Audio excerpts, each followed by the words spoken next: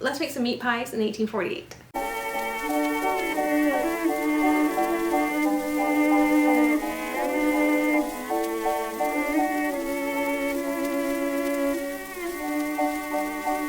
Hi everyone, my name is Caitlin. I'm a living historian who educates other living historians by teaching old-fashioned sewing skills and copying original garments. What you're going to see today is actually footage I really thought I lost. It was filmed in April of 2025, and I had lost my cards. I didn't think I had them, but apparently I had them uploaded to my computer. They were just in the wrong folder, so I didn't know that I had them until I randomly came across the footage and went, oh, this can go out. So about a year ago, we did the Getting Dressed in 1848. This is the exact same event. It was at Fort Martin, Scott. And so I thought I'd give you a little introduction before I just put you in there. But this is older-ish footage. Unfortunately, no sound because the sound was so bad. It was so windy out that day. But I did just want to let you know this is older footage, but I still thought it was really good. It turned out really good, so thought I'd go ahead and share it. So this was at Fort Martin, Scott State Historic Site back in April of 2025. I actually thought I lost the footage to this, and I found it randomly and decided, you know what, let's go ahead and edit it and put it up. So this is meat pies. I was actually given the recipe and all the ingredients by the then interpreter, Allie. And so I was handed a piece, Michaela and I were handed paper and ingredients and said, hey, why don't you make this? We were going to make some apple dumplings as well. They did not turn out though, so we're going to pretend that footage doesn't exist. But basically I started off with the meat. This is pork, and I just cut it up and put it into my pot and boiled it. That was the very first thing I did. I think I seasoned it with salt, but I think it's, it's been a little bit of a long time since this, and I didn't actually say what I was doing to the camera. It was so windy that day. It was ridiculously windy, and so you can kind of see Michaela's skirt over there in the wind. It got pretty bad, and so all the audio, which I wasn't talking to the camera at all, Michaela and I were just talking together. So it wasn't particularly something I think most people will be interested in anyway, but the audio was completely shot because of the wind. It was so windy, which it was the Texas Hill Country, so that's kind of to be expected. I actually did get footage of the apple dumplings, but what I did lose footage of was me making bread, and I made a very good loaf of sourdough bread at this event, and I'm very mad that I lost that footage. Well, but I guess it's fine. I got a picture of the finished loaf though, so I'll put that at the end.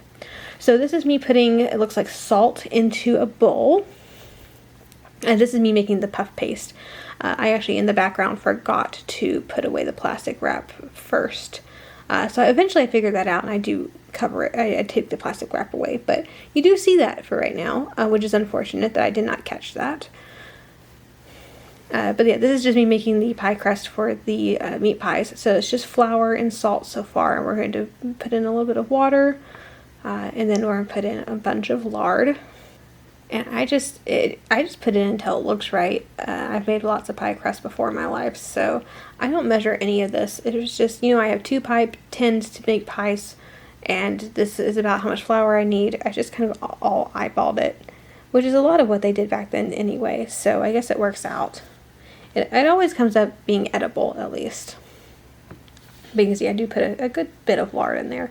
And I use a fork to mash it up. I think I end up going in with my hands, which I really hate doing. I do not like my hands being greasy, so I don't like touching lard or anything like that with my hands. I end up putting a little bit more lard in, apparently. But, yeah, I did try to mash it up with a fork. I may have gone with my fingers, but I will occasionally do that when I'm cooking in modern cooking, because I have my sink just right there and I can wash my hands immediately. So I probably did all of this with a fork, which was not the most ideal, but it does technically work.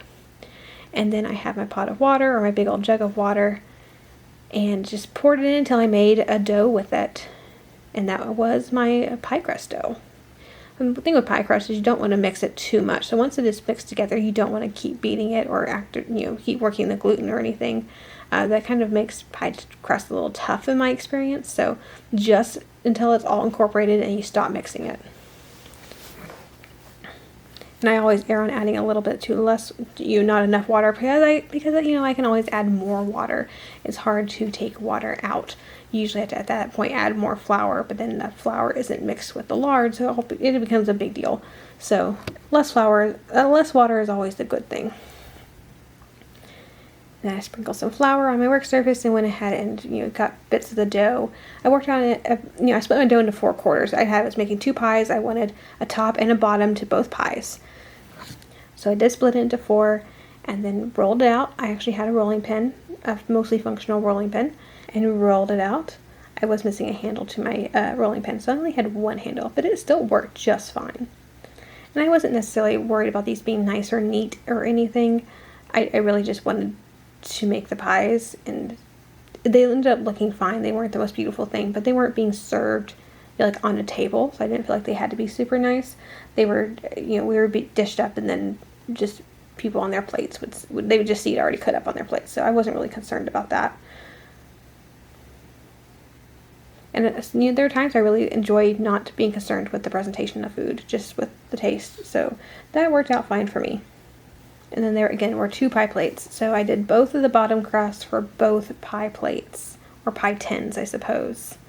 So, and then I left the other half of the dough alone so that I could finish the filling and do that later. And I found the second one looked a whole lot better than the first one. Then it came time to make the filling, so I took a little bit more lard. I forget exactly where the recipe came from. If I remembered or I had the paper, I would let you know. I know Allie got it from a period source. I don't know which one. And we were portraying the late 1840s. So it could have been an 1840s or an 1830s or maybe even an 1820s source. I don't remember. It was a really good pie though, so I'm going to have to remember it. But basically I took my pork that had been boiled, and you can see how windy it is. Unfortunately, some camera stuff got in the way. You can see parts of the camera, unfortunately. But yeah, I broke it all into little, bite-sized pieces and put it on the lard. Just make it a little bit more fatty. And then once I got all the meat in there, then it was time to put in apples, which I really like the addition to apples to like a pork or a meat pie like this. I think it makes it taste so much better. And I absolutely could be using a cutting board, but this works just fine. I've never hurt myself doing this. I think it's just a southern thing. Maybe people of other cultures do it too, but I tend to see southern women saying that they do this. So yeah, I just cut into slices and I cut into little bite-sized pieces and then mixed it in really well with the meat. Added some spices. So I added nutmeg, I added salt, I added pepper, and there was one other thing. I don't think I got it. Oh, cinnamon. Apparently I added some cinnamon. So yeah, plenty of spices. The spices I did get from the recipe itself, which the nutmeg doesn't surprise me whatsoever because that's a fairly normal thing to add to just about anything in this time period.